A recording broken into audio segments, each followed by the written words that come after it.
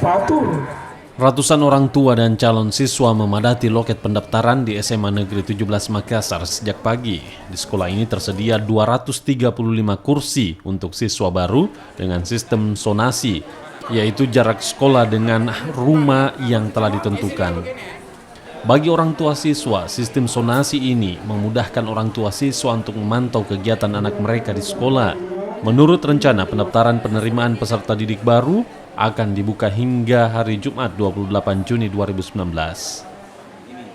Kuota zonasi kan kita ini kuota totalnya di SMA 17 itu 385 siswa, calon siswa. Kemudian yang disonasi itu 235 orang.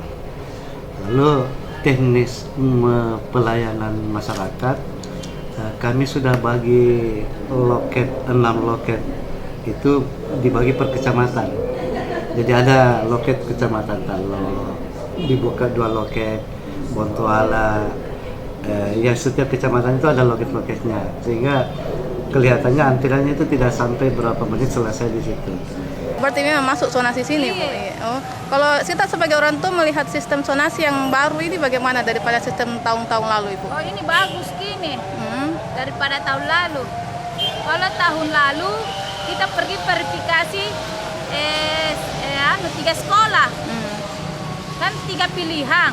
Pilihan pertama pergi di tahun lalu itu 3 pilihan sekolah pergi semua diverifikasi. Jadi setengah mata orang tua